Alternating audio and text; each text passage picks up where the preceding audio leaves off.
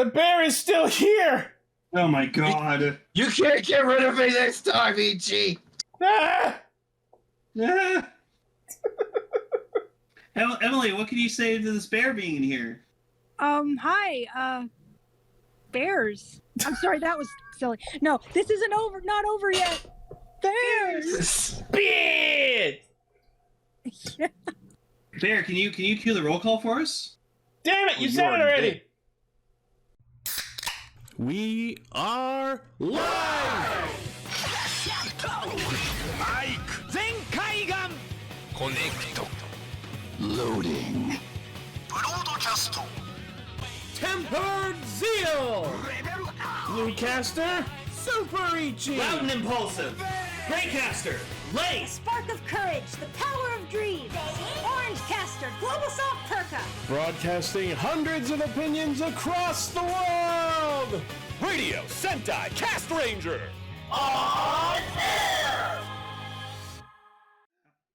Welcome to Radio Sentai Castranger, episode 342! Rodnot. The regular episodes and the extra episodes no longer end in the same digit, so it will be less confusing putting them up at the same time. Yay? Question mark? Which Digimon's that? It's a zoo. I am a Zulongmon! That's one of the that's one of the Digimon gods. One of the sovereigns, yeah. Oh. They're based off The four Chinese gods. Yes. He's based off Seiryu. The same thing that the four Beyblade Bit Beasts were based on. So that one's Dragoon. And the four protagonists of Yakuza 4. I haven't played that. Fun fact: his Japanese name is Chinglongmon. Yeah, I don't know why they changed it. Anyway, yeah. So if you're tuning in for the first time to our show, thank you for checking us out. We are a bunch of Digimon sovereigns who get together every week to talk about Kamen Rider, Super Sentai, and a third thing. Joining us is our very special friend, Bearcaster Vegas, who is one of our regulars here in the Discord. What's up? Hey, Hi. you hear your voice, Vegas? Bear. It's time for a game of appearing bears. I use both my bear jokes. I can't use any. Get away from that Kaya. Yeah. I was supposed to be on last week, but that You didn't forgot to work remind me. out. I forgot and you forgot to remind me. And also we did... Here's the thing. You announced the whole thing with the Final Fantasy thing, and that was like 9 in the morning, and I didn't see it. I mean, you had all day to see it. That, you know what? That's fair. That's why I announced it in the morning. Yeah, we recorded last week's episode earlier so I could watch the Final Fantasy XIV Fan Fest. Very worth it. But I already talked about that on Extra. I streamed a bunch of fucking Mass Effect over the weekend. I'm still streaming Mass Effect, and now I started another Mass Effect on my off time, so I'm playing like a shit ton of Mass Effect. Same. I'm in the middle of recording my Mass Effect Slaythrough, which is the one where I kill everyone. I really think that that's not good, but I know that nothing I say is going to change you doing it. Oh, he's already done it before. Oh, I've already done it. He's just doing it remastered now. Yeah, now I already did it 25 minutes ago. Now the video won't suck this time. I refuse to watch how you killed Grunt, however you killed him. I can tell you. No, don't tell me. Leave my son alone. The poor boy was trying to figure out what he wanted to do with his life, and then he just fucking killed him. Yesterday. What I will tell you, God. is that I left him in the tank right up until the suicide mission. Oh, you didn't even let him fucking release him, you heartless bastard. Killed the baby! You did. He was literally born to die. Anyways, so this week we're talking about Kamen Rider Saber episode 35, Zenkaiger episode 11, and for our featured topic, we are talking about the Zio versus Decade special. Oh my god, that was... We'll get into that. Oh my god. Alright, let's get into Saber!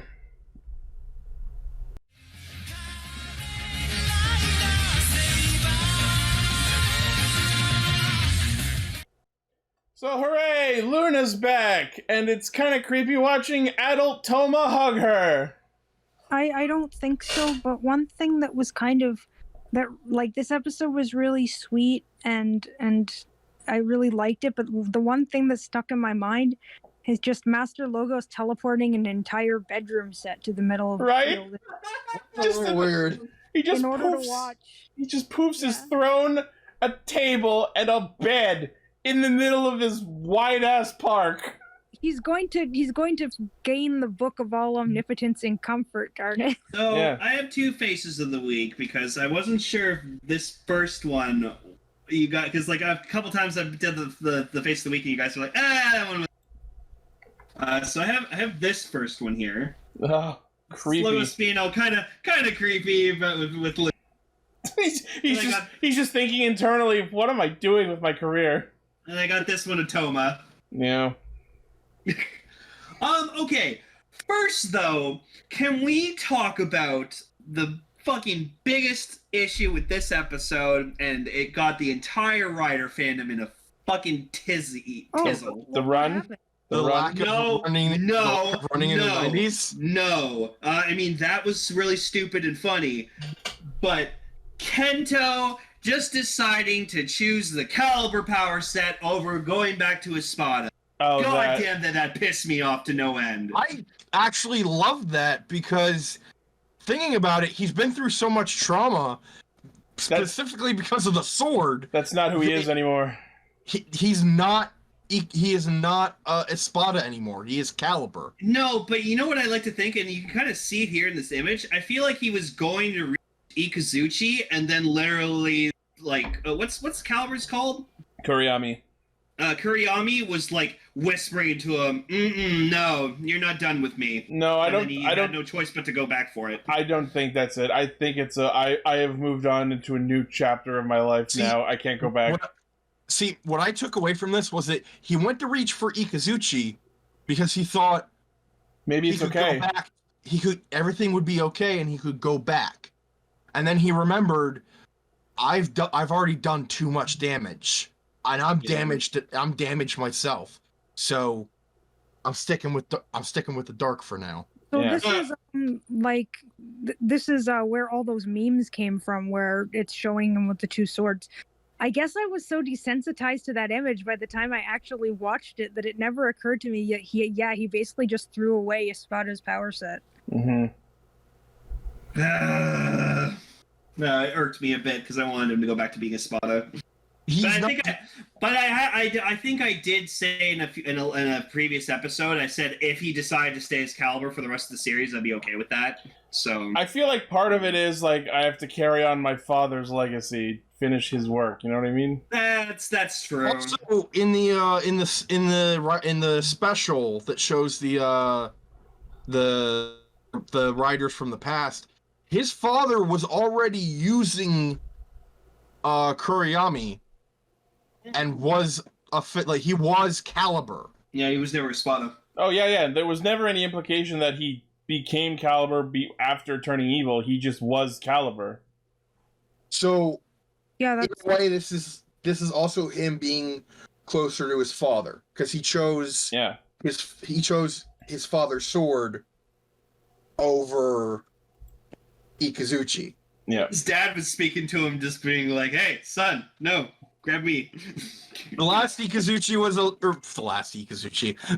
Espada was a loser. Pick me up, son. Do you want to be a loser? It's like No, it's then like choose me. it's like Ikazuchi represents his weaker, naive self, the one who was defeated and died. Also, Durandal gets really, really pissed off at Master Logos, being like, "Why the fuck did you release Phoenix?" And I don't know what this is about yet, but we saw the shot of Ryoga holding like a watch or something, so I feel like we're gonna get some of his backstory pretty soon. Especially after later in the episode, where he effectively fires both of them. and Yeah, I have your power sets, you can leave. it was kind of weird how after everything, I mean, we knew from scans and stuff, but after everything that happened, Master Logo still got a book even though he was foiled.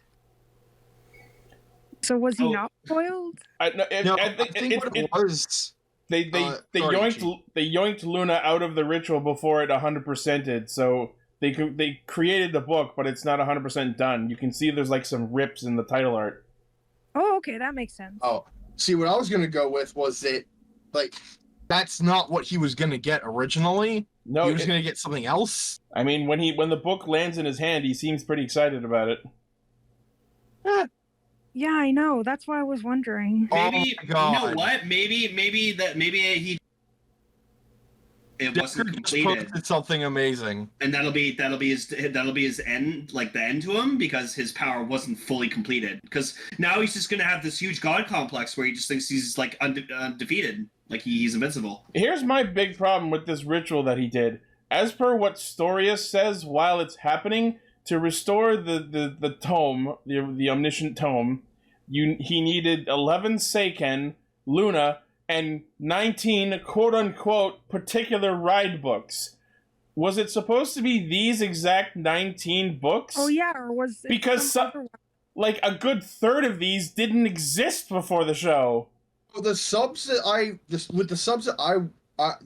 had, there was a bit where they said, "Oh, so I guess the books weren't the needed books weren't important." And also, it says 19 books, but I took a good I double-checked. There were only 18 of them, unless Logos's, like, magic book counts, even though it's not a Wonder Ride book. I mean, it is a fragment of the tome, so I guess. If it had Although, to, wasn't there a point where, like, thousands of books were, like, being absorbed or something by this ritual? They were absorbing all of the books from the libraries in the two bases. Right. I think it was like, you needed these 19 books to trigger it absorbing the rest. But, like, they were like, oh, it has to be these 19 particular books. But some of these didn't exist before. That doesn't make sense. One Like of them is literally part of the tome. Also, one of them was based off of a comic book.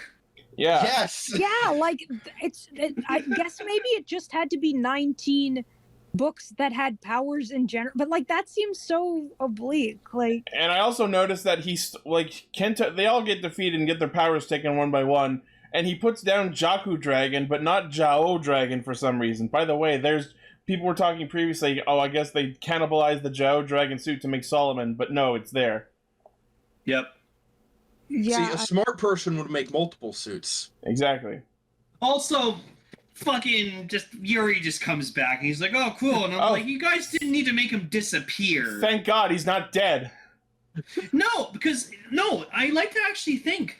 I think the writers forgot for a second that they wrote Yuri was human again. Yeah, my So they were theory. like, oh, the sword's stolen, so he's gone too. My theory is he is only full human again while he's in this ex-Swordman form.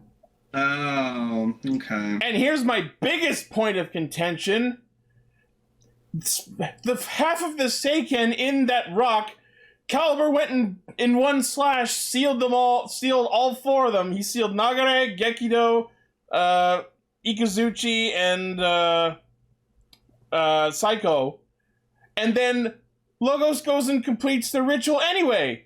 So if the ritual can be done with the swords sealed, then what the fuck was the point of sealing them? Yeah, that's I kind of think- dumb. I mean, the whole plan seemed a little bit not. It didn't make much sense, and then he got something out of it, even though apparently it was stopped. So I don't really know. I feel like there's more to this than there's more going on here than we're seeing. I fucking I feel hope so, because this is just coming off like the writers aren't comparing notes. Either Solomon is gonna be super broken to the point where it hurts Logos, because it was a botched ritual. Orb has an interesting thought. Kiyomu's ability to negate Seiken powers negated the sealing. Oh, You know what? I feel like if that was a thing, Kento with his dark future visions should have factored that in. He was there for the battle of the movie. He knows what Kiyomu was about. I feel like the emotional dragon scene would have been incredibly confusing to anybody who hadn't seen the movie. Yeah, I like that Logos just opens the Book of Ruin and gives Saber emotional dragon just so he can kill Falcon. I saw the movie and it was still confusing. Yeah, it's still a little confusing. I really like the idea that as soon as the Eternal Phoenix book got knocked out of Bach's hands, he just straight up dies.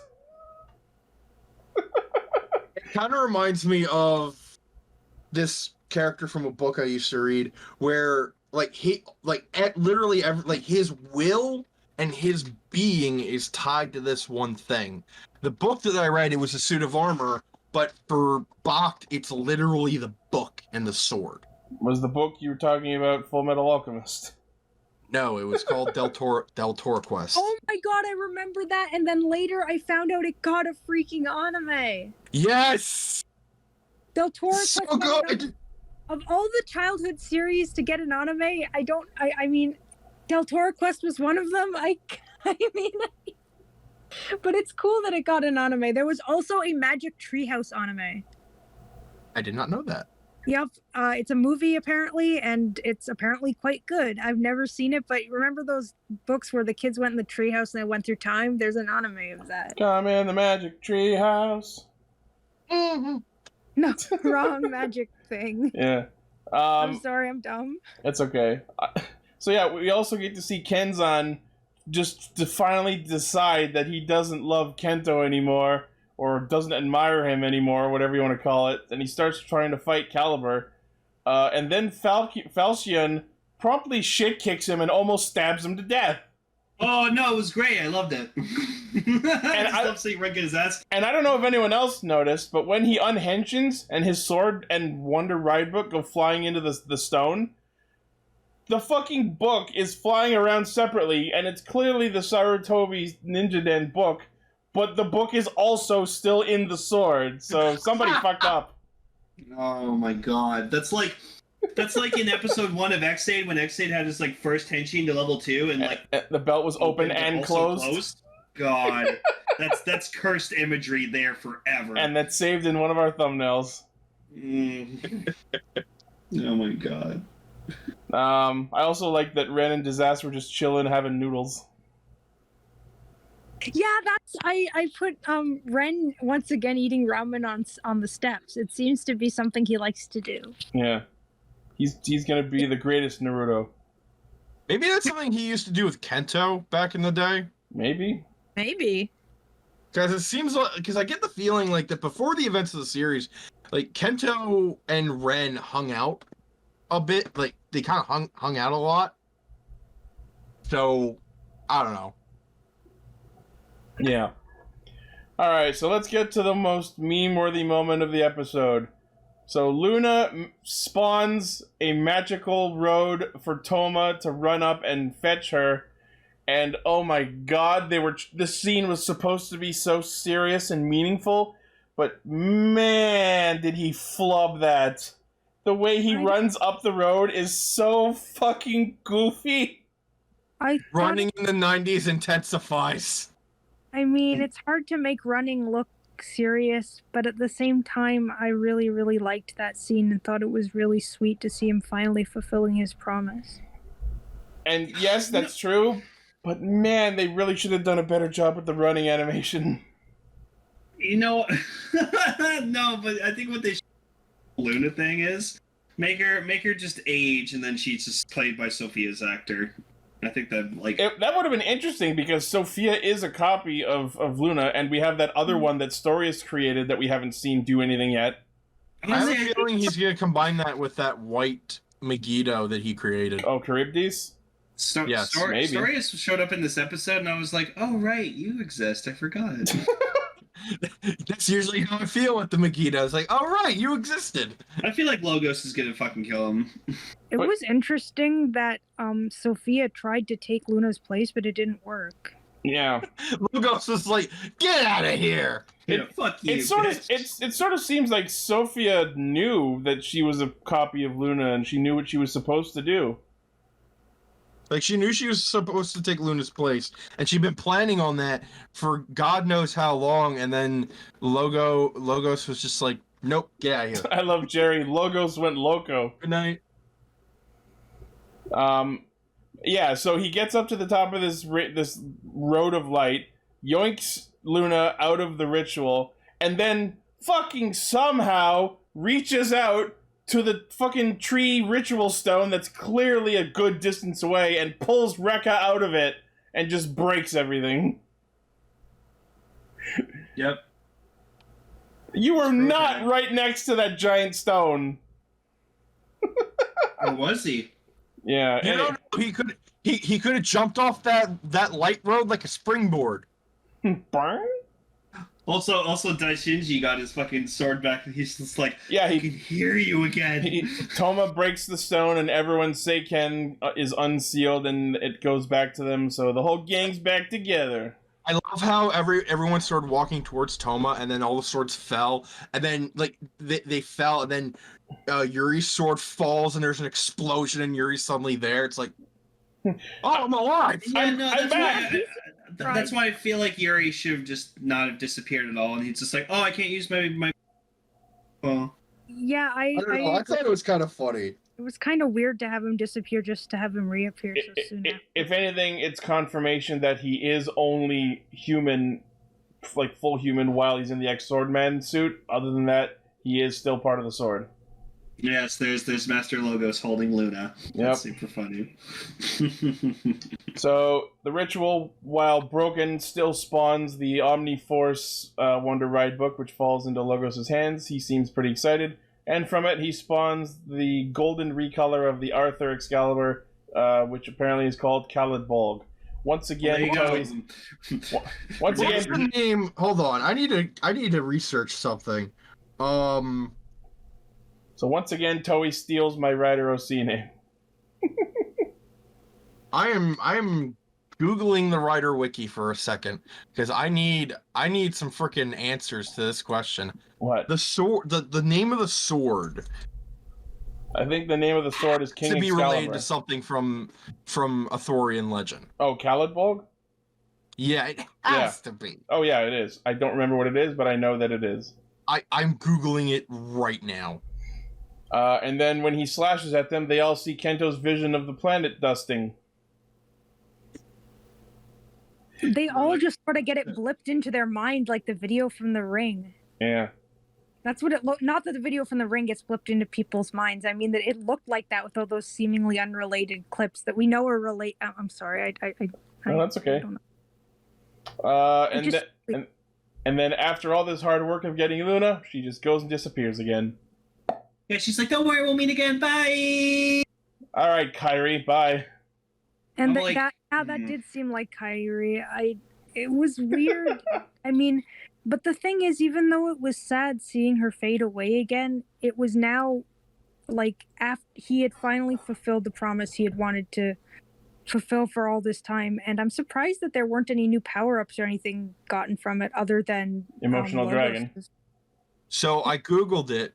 Apparently, Khalid Bolg is it's based off of a sword of the same name, but it was wielded by, I'm not even gonna try to pronounce that, former king of Ulster from the Ulster cycle of Irish mythology. In fact, some said that Khalid Bolg is the original model of Excalibur. Put the name in the chat so I can give it a whirl. Yeah, Ichi loves pronouncing shit. I love saying names. Yeah, like that one Bleach Espada. Oh, you mean Aronieru? I'll never know how you know that. That's so fucked up. Khalid Bolg is Excalibur. Right, there we go.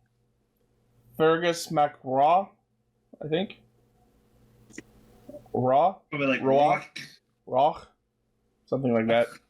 Yeah. MacRaw. Premium Bandai. Fergus MacRaw! Something like that. I'm Scottish and Irish, but I can't even tell them apart. But yeah, so we're now like kind of heading into Endgame. Next week is going to be Yeah. It's gonna be more crazy. Next week is going to be the debut of Kamen Rider Solomon, and since Sabala and Durandal were fired by Logos, they're going to join the good guys. Yay! I hope there's no forgiveness, because these two did some heinous shit. Yeah. I really hope that there is forgiveness, but they have to talk about it first and actually acknowledge what they did. Yeah. Because I hope that Sogo Sogo, what the fuck? Toma, I hope Toma just gives her shit for the entire episode, because it's her fault all of his friends left him. Yeah. All this shit is her fault. And I'm looking forward to seeing what justification they have, because, like, as we've seen from the last few episodes, they weren't in on his plans. They genuinely thought they were serving the cause of justice. And I want to know what the fuck they have to say about all that. I guess. They find out he wants to be a god. It's like, oh, we were backing the wrong horse. When you are swept up in ideals, sometimes you don't notice until it's too late. We were reading different books all along.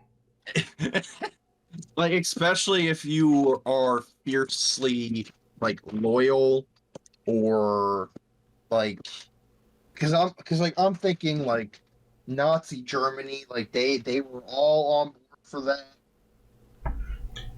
Or we could use a less terrifying comparison, and it's like when a YouTuber gets canceled. People who follow them think they're not bad people because they've enjoyed following them, but then they have to realize the truth sooner or later. You know what? That is a much less heinous example. Thank you, Richie. I say as someone who's gone through multiple internet celebrity cancellations. As someone who almost went through one himself. Yeah. So yeah, that's what's happening next. I'm looking forward to it. Saber's good. Saber's great. Put more on my plate. Yeah.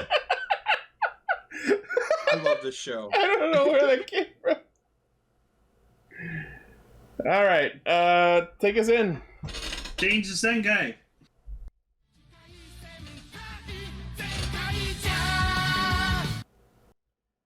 You know, every week I think there's no way they could come up with an even stupider monster than last week. And I keep getting proven wrong. I have to correct myself. The last episode, I don't know what I was rambling about in terms of the whole Ani thing. I forgot that in Japan, that is literally just what they call it in any game of tag. They say you're the Ani. So, Oni. Nothing to do with Setsuban.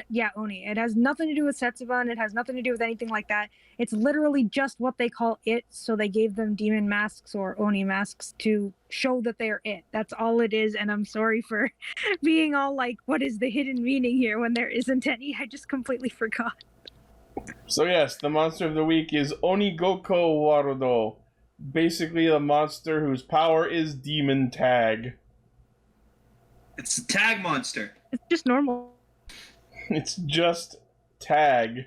So on Tagtopia, do they just all endlessly play a game of tag? Well, yeah, like what the fuck does their world look like? Oh my god! Hierarchy. Whoever is it is like the president of the world.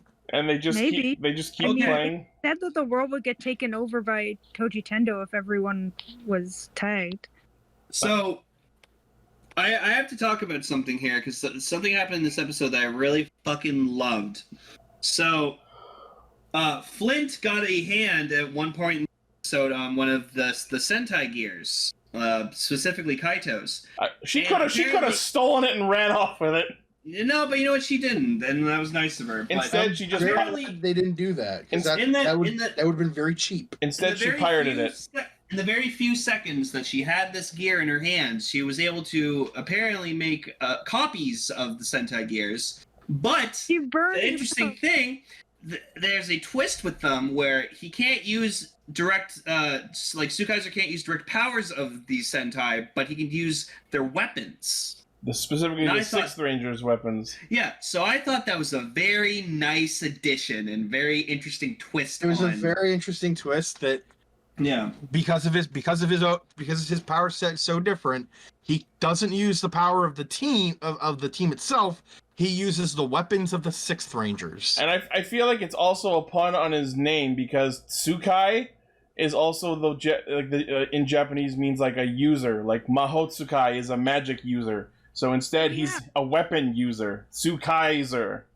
So he uses weapons. Yeah. I like that. Also, I gotta say now, after like 3 episodes with frickin' Zox, I've just all week I've just been frickin' humming his song. I love it. I still hate it. I will say the funniest moment in the episode is when, out of fucking nowhere, he just swoops in and grabs Flint from his like rope that he's dangling on. Yep. Just out of nowhere, just. Yeah, it was a really funny effect too, because it was really shitty. Yeah. But yeah, so basically, we find out more about Ricky and Katana and how they got into the state they were, because apparently, you know, they're brothers, so they fight all the fucking time. Brothers are one to do. Yeah, and so apparently, while they're in Estitopia, they because he's so cool and badass. Your audio cut out. Where'd I cut out? Because he's so cool. That he's so cool and badass, and so because of that, they wanted to go to try to do something to help their brother, and because of that, they end up getting cursed into their SD forms. So I like that their names are clearly based on the actual names of Rick and Tanner. yes. Oh my gosh. So my question is, like, I had thought that I had thought what the story was going to be was that they tried to steal, like, when they infiltrated the Toji Tendo Empire, they've met Kaito's parents and tried to steal some Sentai gears from them, but Katana and Ricky stole 2 faulty gears, and it turned them into weird SD versions of the Megazords of Shinkanger and O-Ranger, because those were the medals they stole. I think that would have made... they were just cursed. I think that would have made way more sense. But no, we can't... This show just isn't that clever. That Zox is I unfortunately wouldn't say it's not clever. not a very good influence. Because influence made his brothers. Zox is a terrible person, and his brothers are idolizing him a little bit too much. I don't think he's a terrible person, but he's sort of like, if I may dig a little bit deep here, Bro from Homestuck, and that he seems really, really cool, but he's probably not someone you should emulate. Okay. Also, we can definitely. Sorry, you cut out again. We can definitely.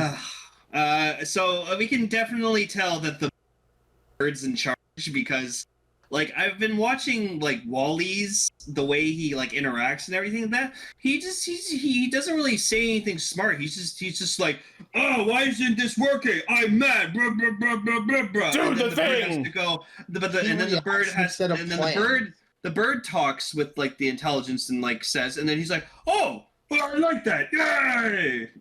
So obviously the bird is the I think more and more evidence each week that the bird is the mastermind. I decided as of last week. All the Emperor does is get angry and react. If you've noticed, he's never actually planned anything more than, oh, just take him over. Yeah, I decided. It was always very clear, but last week was where I removed any doubt. So, unless they decide to pull a fast one on us and twist this somehow, that's what it is. I will say the game of tag was actually really funny, especially with the Zenkaigers, because like Vroon gets like touched, and so it's the first one of them, and like Kaido, the whole fucking episode is just being super fucking great because, like, you know, he has experience playing tag as a kid. So apparently he has like a dark past of being a champion tag runner. I love how they mention that, but at the same time, like, that doesn't really do anything for for how they fix things. I love how it looks like Kaito doesn't want to talk about it. Like it looks like he was almost sad that they brought it up. I'm like, what? Did you kill someone because they didn't tag you? So Vroom is the first one to be like hit of them. And the funniest joke in the entire episode was like the rest of the Zenkaigers like go back to like the shop, and then Vroom just shows up and it's like, Vroom found us. And he's like, I know where you guys are. Why the fuck would you come back here? You fools! Literally the first place I would look. I died. It was so funny. I also really like. Sorry, go ahead, Emily. No, it's nothing. Don't worry. Okay. I also really love when fucking Gon just fucking shoots him. Yep. He's like, why would you do that? and then there's I love his response was, he's a Kikai-noid. He's fine. He's fine. He's fine. And then fucking Majine, when she gets tagged, her fucking crystal ball shatters. Oh. But yeah, no, like they hype Majine up where it's like, oh yeah, I'll just use my magic and I'll make sure to like distract everyone else so that like you guys can concentrate on being the monster. And then they're like, oh shit, she got tagged. We're fucked. Our whole plan hinged on that. If this episode had aired earlier in the season, I feel like this would have been the plan. Like without the Sixth Ranger to show up and save the day, this would have happened, and they would have like distracted Vroom to keep him from tagging Majine. Yeah. Yeah. I also really loved watching Kaito just fucking bail over that fence. That reminded me of Hot Fuzz. Oh man. But then yeah, so like Flint feels really bad that she got like her brothers, which I loved when Katana and Ricky would just freaking go up to someone and they'd be like, Daichi! And also really the sound whenever the monster touched someone was weirdly sensual. Touch. And then Every time we touch. so Flint goes back up with Zox, and Zox like makes her like a seafood platter to like make her feel better. And it's like, I love that he plops down a fucking shitload of seafood. And it's just like he's like, don't worry, I'll get them back. About it, they are. Even Kaito's just like he's like, yeah, brothers fight. Like, don't worry about it. Apparently, what they're fighting over this time is whether cream buns or red bean buns are better, and I would put my vote in for cream buns, but Me too. And then Kaito was just like, no, they're both good together. And their response was, this doesn't concern you. I don't have a horse in this race. So then we get like a really funny roll call where they're like transforming and doing their roll call, still being chased, and it's super funny. Just like episode 2 with the mushrooms, they have the fucking Oni masks on Vroom and Majine during the henshin and roll call. That's a really nice attention to detail. Oh no, it's great. I look forward to more of those episodes. And then so then we get introduced to like Zenkaiger's like mech in its Zord form, which it can split into like a bike and a jet, like a hovercraft. This doesn't seem like a curse. It seems like a blessing. Now you're able to do all this cool stuff that they wouldn't have been able to do as humans, I'm sure. So now the question is, when they eventually turn them human again, what's going to happen with the Zords? Okay, so I have a theory that I think that they'll break the curse, but then they'll be able to just like transform into them no matter what. Yeah, probably. Yeah. What I want to happen is that they get their own like ranger forms based off. Oh. Like Flint uses the gears to, instead of like powering up to Kaiser, they can use the gears to have their own ranger forms.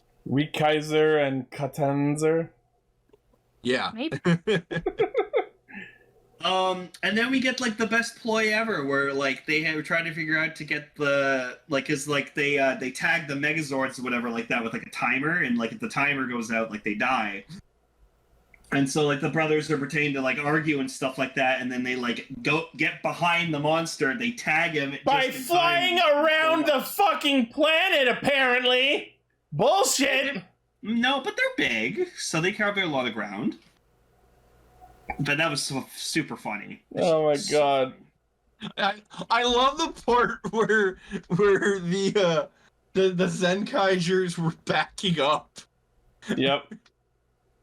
Oh yeah, that was The good. funniest part of that whole thing was when the monster realized what happened, and he has like 4 seconds to live, and everyone just puts their fingers in their ears. Yeah. Somehow, even though they've got helmets on.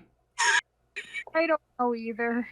Like, the image of two Kaiser, yeah, the image of two Kaiser and Flint doing that is like the funniest thing. Oh yeah. I also love when during the fight earlier, they use the Ghost-Sager gear, and they blow all of the affected into the fucking sky! And then it's just like, are they gonna come down? Apparently they did. It just wears off when their Oni mode wears off, and then they just come down, I guess. Mm. And also, the fucking monster had rocket touch! Yeah. No! Rocket punch. And Zuran's just like, that's not fucking fair. Ranged attacks, bro. And You yeah, came at me with a gun. Did you honestly expect anything different? I will say it's a pretty cool move when Tsukaiser just drops out of the sky with the Geki Chopper attack. That was pretty cool. I expect him to just split the fucker in half. Yeah. So the episode ends with Ichirude building what's going to be Stay Caesar's robot, which will debut next week along with Tsukayo. Yep. So we get more Stacy. We can't wait. I'm honestly surprised it took them this long to bring in two Kaiser's mech. Stacy's Zord costs more than we afford. Was that a Stacy's mom? Yes. Stacy's Zord has got it going on. Yeah. All right, so cool. Let's get on to our feature topic. Featured topic. So this is the special that happens after the Decade versus Zeo special, which the previous one was the Mansion Death game. And this one is the one where we finally find out what the fuck is actually happening, and I don't know if it's a satisfying explanation. H.E., could you bring the webcam screen over, please? Okay, hold on. Alright. What the fuck was this? What did I watch for fucking 70 minutes? I thought you were gonna say 7 hours. For 7 hours! Fuck. All right, 1 anyways. hour for each Zeo! No, I thought this was going to be like the first special we watched where it was just like 3 little 12-minute episodes, and I was like, cool, whatever, we're going to get the silliness with these Sougos, and then like Decade's going to show up and we'll get his power up. It was literally 70 minutes. And arguably, I think it deserved it because a lot more was going on. Yeah, okay, so let's fucking break it down here. So, it's about like 7 Sougos. So yeah, what happened was that at the end of the other special, you see Sougos High School in the middle of an abandoned field, like a wasteland. And apparently what has happened is after the Zeo series where they quote-unquote rebooted the world and Omazeo went back into like slumber or whatever the fuck, apparently that caused several dimensions to start fusing with each other in a Decade-like fashion, you might say. And apparently Omazeo, in the same way that he was trying to be reborn in the other special by way of the Death game, is looking for a body to revive his own powers. And the 7 worlds colliding each have their own Sougo. So there are 7 different high schools, each with their own Sougo, but with different names. And the idea is we meet each of the 7 Sougos over the course of these 3 episodes. One Sogo to rule them all. Yeah, okay, so... And I need to point this out. Unlike the Sogo from the previous special who turned out to be a robot from an alternate dimension, I believe we can safely say that quote-unquote Sogo A, as he gets referred to as in this special, and the Gates and Soup that we meet in this these episodes are in fact the ones from the end of the actual series. Yeah. So we have end of series Sogo, so the one that like we're supposed to know. And then we have Sogo B, who's like this kind of like cool Sogo. He's got like a hat and like a short haircut, and he's got a girlfriend, and who's just rides on a bike. He's super cool. His girlfriend is just another copy of Soup named Misa. And then Miso Soup. Miso Soup. He knew exactly what they were doing. And then we have Sogo C, who's like this, like kind of like he wears like a suit and like he has glasses and he talks with this weird accent. Smart, scheming sort of Sogo. And then we get like this like really like pussy ass Sogo who dies immediately. Dies immediately. And then we get tough school. Bancho. I'm calling Sogo E Bancho Sogo because he's like the type of school gang leader that just goes around beating people up for no reason. Yeah, it's like one of those like school punks, like dressed in that outfit that Gintaro wore in the Gakurans. Yeah, and then there's that one, and then there's Teddy Bear Sogo. Yeah, Teddy Bear Sogo. He just has a teddy bear, and he henshin like okay. So then it's part of his henshin. Is that literally all that's different about him? Is that he just has a teddy bear and a fancier hairdo? They all have slightly different hair. Yeah, and so then, but what's weird is, a lot of these guys have like different henshins. Like they still, but they all henshined into like the base Zeo form, which I kind of thought was disappointing. It would have been cool for them to each have like a different kind of. Yeah, it looked like Coconut Head exactly. But I think they all should have had like a different like kind of trait, something to differentiate all of them. Yeah, there should have been like a variant of their suit. Yeah, I think that it would have been really interesting if like. If actually, if there was, if their suits did have variants, that would have spoiled the mystery of when 2 of them swap. Yeah. So if they couldn't do anything cosmetic, it would be more interesting. It would be interesting if instead, like, Bancho Sogo uses the sword more than the gun or his fists and feet. Or like the cool Sogo, like, I don't know, does grapples or something because he's always hugging his girlfriend. I don't know. Or you know what they could have done? They could have each used different rider armors. That would have been interesting.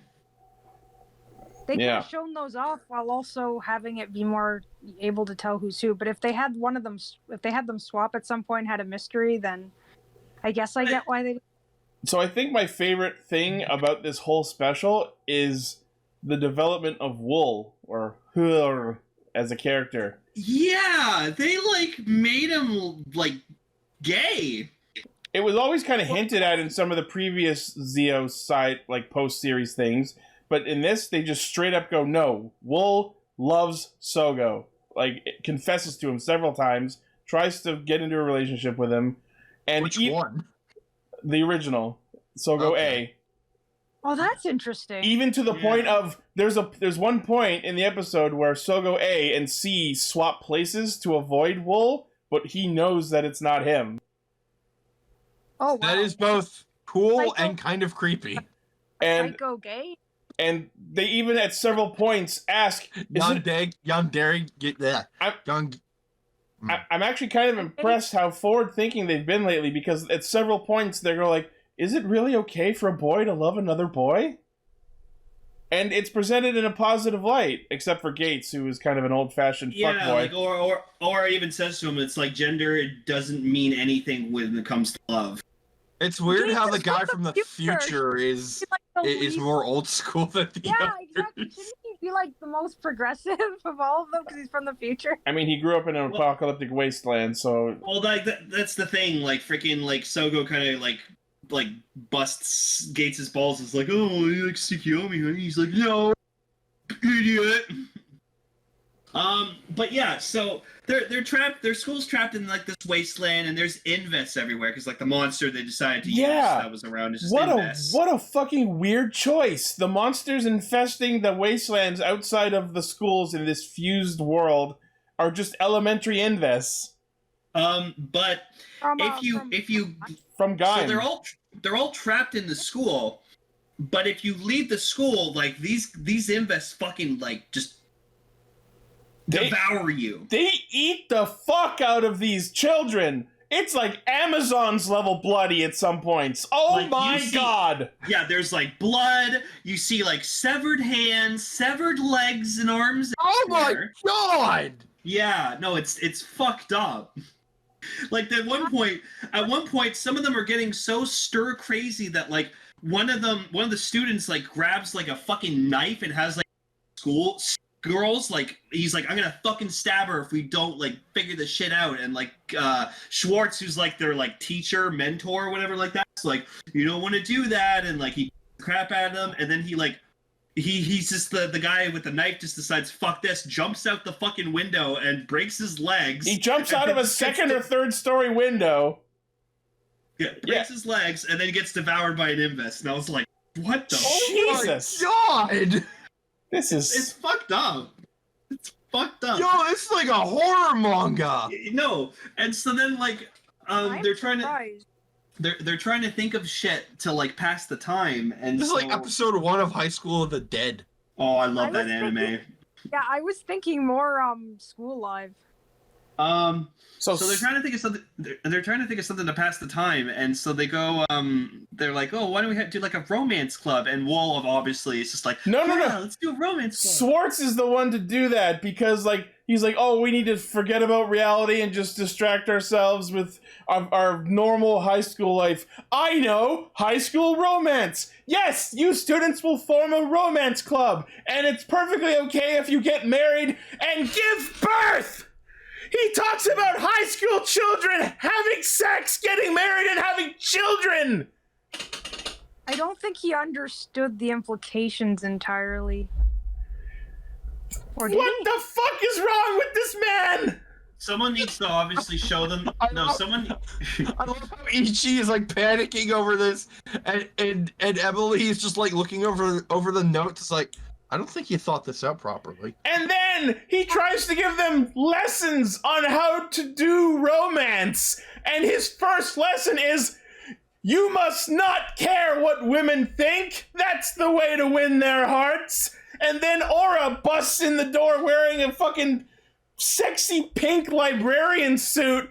And she goes, women are delicate creatures. Men are simple. You can win men's hearts with pink suits and sex appeal. And then she blows a kiss at Schwartz and he just staggers. So what special? What, like, I'm trying to come up with a picture of it in my head, but just flying limbs and sex appeal? Like, what? Did I forget they were making a Kamen Rider special? Right?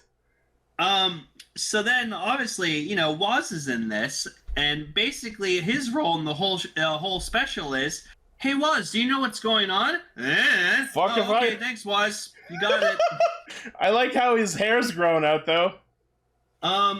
Also, so, you're wondering, like, oh, how does Decade fall into this? Well, I'll tell you. Apparently, he's just decided I need to kill all the Sougos, so he's hunting all the Sougos in a Jeep. He's doing by the way. He's doing the exact same thing from the previous special, which is killing Sougos. So he just drives into this world caused by fusion in a fucking Jeep that he got somehow, and literally just starts murdering them left and right, to the point of there's one Sougo that you only see on screen for about 15 seconds, and then Decade murders him. Yeah, and, like, I don't know why it was so funny to me seeing Tsukasa just drive around in a Jeep. It should have been a pink Jeep. Yeah. Yeah, there's Schwartz. I gotta say, Schwartz's actor was really entertaining fucking through. Oh yeah, he was clearly having fun. Yeah, you can tell his actor is like more about being like humorous and like comedy than like being serious. They didn't let me have fun on the main show, so I just said fuck it. It did what I wanted in the special. So all the other Sougos, they eventually like get together at school, and then they just decide, oh, let's just decide on which one will be the class president. And they all come to Sogo A's school because all of the other schools got fucking taken over by the Inves.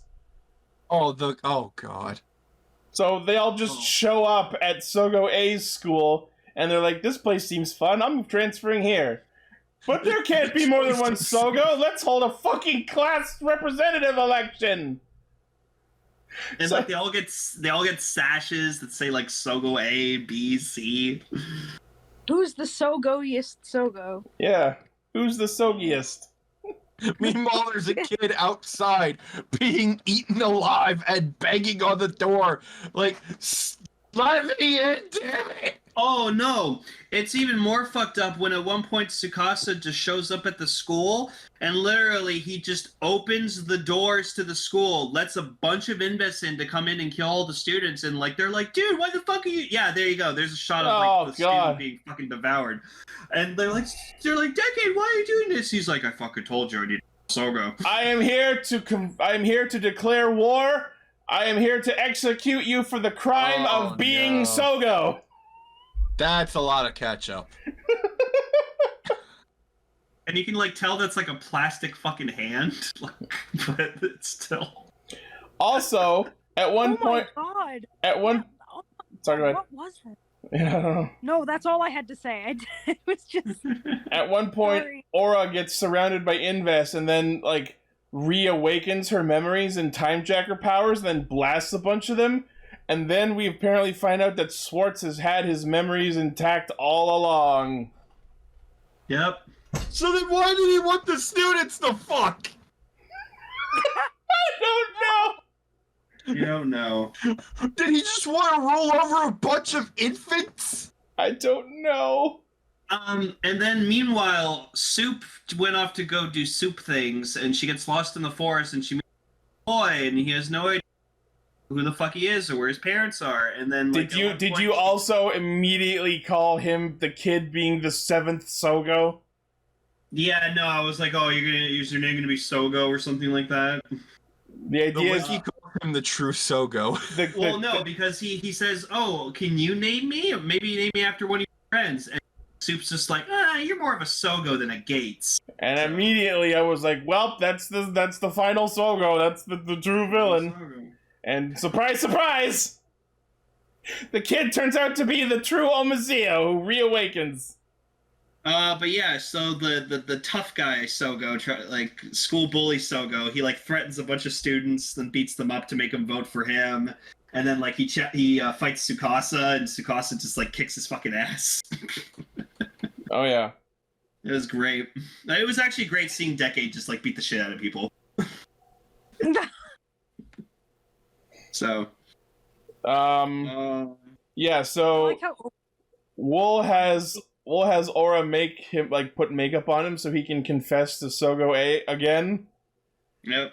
And then he promptly gets dropped off the roof of the school by Sogo C. Wait, what? God. He's fine. Wait, Sogo C did what? Dropped Wool off the roof. Oh. But that he's fine though. He was fine. He's fine then. So yeah. Oh, what is coming? So I don't like where this is going. We do get to see Soup henshin into Kamen Rider Tsukiyomi once or twice as she fights some Inves. And then one of them fucking snaps her leg. And then she... While on the ground with a broken leg, she activates her Hisatsu and doing what would normally be a flying kick through the air, just lies on the ground and lets the energy fire out of her foot at the monster. Yeah. Okay, that's pretty What inventive. was this special? I have to add. Like, One oh more my time. God. Yeah, there's one with like the lipstick on. Yeah. Because like he like questions, he's like, "Oh, I'm not sexy looking," and like Aura's like, "No, you're pretty, you're cute," and he's like, "Really?" Popular. I love how Sogo has to wear a sash. Oh, they all wear sashes. That's how they know which one's which. It. I will say though, they did pretty good on the effects of like having like Sogo's actor show up like multiple times on screen. Yeah, there's even a part where they like have like their arms like folded into each other, like they're doing like a like side hug. It's really convincing. Yeah. And so yeah, like fast forwarding, whatever. Soup meets up with the rest of them, and like the kid awakens. It's almost. It's like what? And he actually like brings out the belt, tensions into Omazeo, but then he just grows to big size, and it's like he pulls a Justin. And then I love it because like the teddy bear carrying Sogo sees the kid henshin and then tries to launch his rider kick, and Omazeo immediately dusts him. Oh, like not even has no chance. Dust as in like he just kills him, or dust as in Thanos? Decker, can you please get a gif of the teddy bear Sogo henshining? Because I really want to see that. Yeah, the teddy bear is actually part of the henshin. Like all of the different Sogos, their henshins are actually different in slight ways. It's interesting. I think the teddy bear Sogos was the most interesting though, because like yes. The bear goes behind him, the bear gets bigger as he's like transforming, and it's like the bear becomes his suit. I love that. I will say, there is one thing that this special reminded me of that I always liked. I liked always like the poses they made when they were like twisting the wire watches. It's satisfying sound. Yeah. Like it's a cool motion. So, but yeah, and then Decade just pulls the 21K touch out of his fucking ass because he just has it. Before that happens, so like Sogo, the true Sogo, the kid. He's standing there in front of Sogo A, the original, and Sogo B, the cool one, and he's like, "All right, here's what we're gonna do. You two fight, and whoever wins, I'm gonna devour so I can be fully reborn." And then fucking Swartz shows up and shows that Sogo A was the only one to get a vote in the election because the election was interrupted by the Invest attack that Decade caused. Yeah. And so Sogo B promptly declares, well, that one vote can counter 10,000 votes. And that makes no fucking sense, but then he just leaves. He just walks away. My opportunity's done. But you didn't do anything. And so... Oh yeah, with the tuxedo mask. Yeah. And then... as the kid becomes Omazeo proper, Wool runs in the way and takes a hit from Omazeo and dies in Sogo's arms. Yep. He's just like, I always loved you. And, holy shit! People dying in this. Wow. That was brutal. And then I hear something come out of Sogo's mouth I thought I'd never hear. Who cares about being king? People need to just be happy and love each other. Character development. Wow.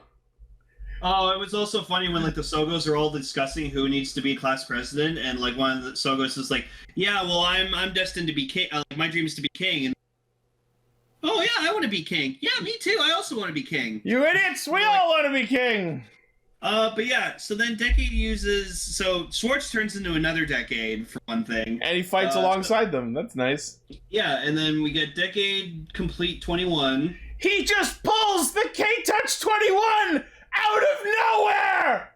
He just had it. He just had it! It wasn't even like, oh, you've developed, so vroom, magic of power up appears in front of you. He just pulls it out of his pocket! Yep. You just had it the whole time? I had this the whole time. So why didn't you use it before when you were trying to murder the others?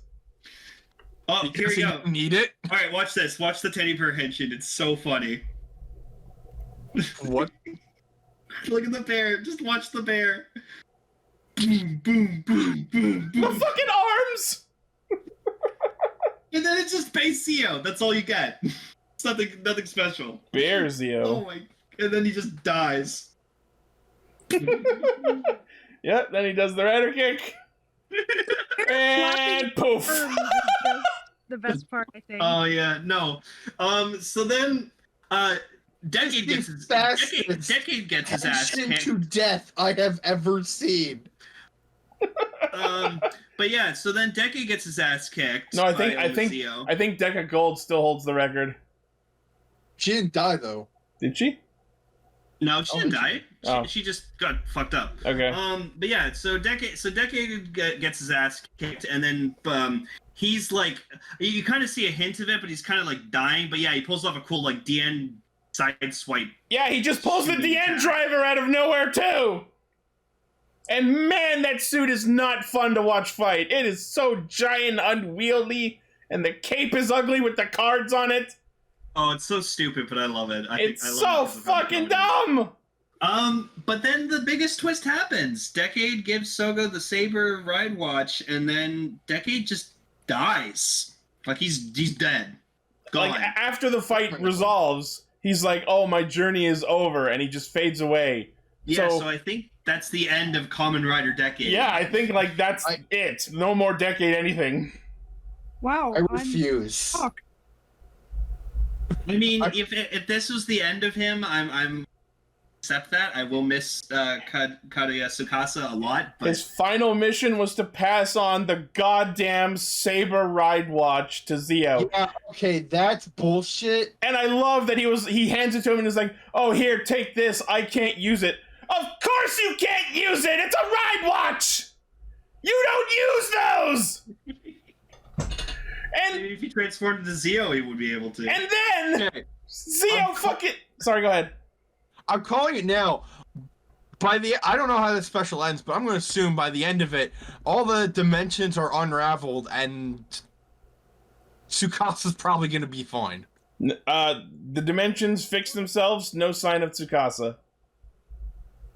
So isn't it okay?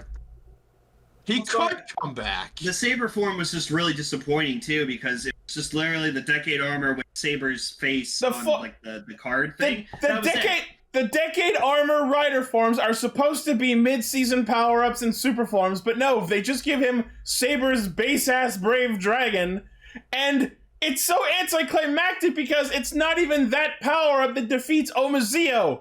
Tsukuyomi runs up and distracts him by making him remember the times they spent together running through the wilderness, running for their lives, and that distracts Omazeo long enough for fucking Zeo to turn around and swipe with his sword and kill Omazeo. So it wasn't even Zeo's new shiny debut illness power-up that kills Omazeo, quote-unquote, for good, maybe, I don't know.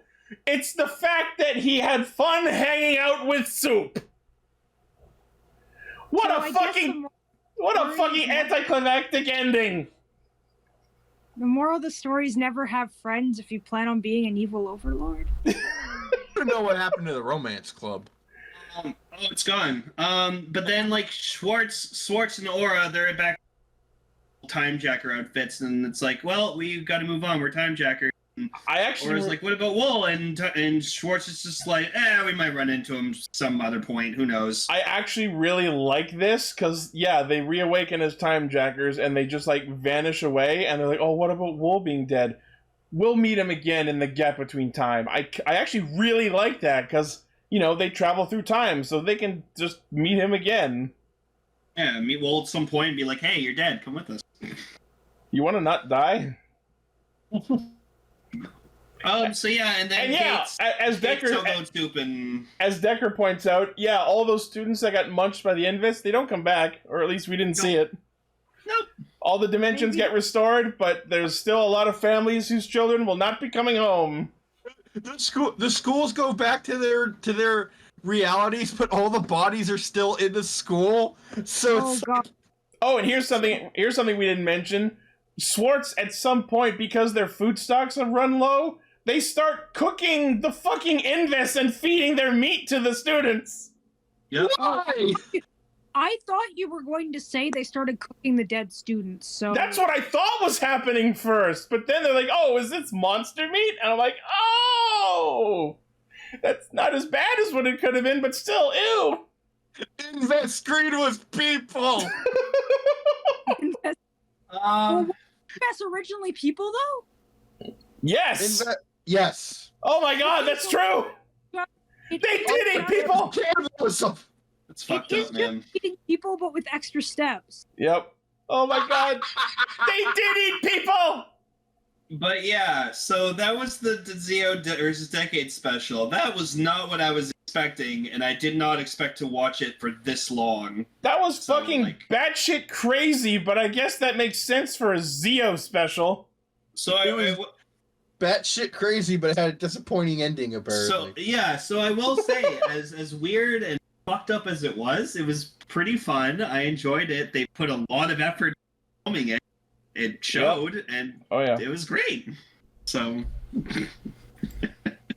It seemed like they had fun. Most of all, Schwartz's actor. Dan yeah. Wall's actor, I think, too. Honestly, He tried to make high schoolers fuck. Yeah. Is that what? I like to imagine he still wanted to rule over something, but because he got his ass kicked and died the first time around, he decided, you know what? I'll just rule over these toddlers. I'll get them while they're young. Get them while they're young. But yeah, so I'd honestly recommend watching this just because it is an interesting hour and 10 minutes. So If you watched all of Zeo, it's like in for a penny, in for a pound. You might as well ride this fucking crazy train to the end. yeah, I think I will, because this shit sounds like some horror manga I've read before. So, like, I want to see this shit. And speaking of horror, make sure you watch the other part of it first, because there is an order to it. Okay. watch Decade versus Zeo, then Zeo versus Decade. Yeah. I'll surely fuck that up.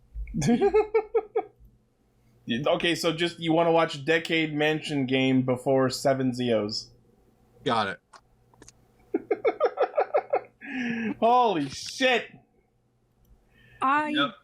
have no idea what. Like, I didn't see this. I can imagine it, but it also seems like someone telling their weird dream they had last night. Which is funny because the last one ended with the first one being a dream, apparently, that led into this one. Yeah. This feels like someone had a fever dream and just jotted all this down.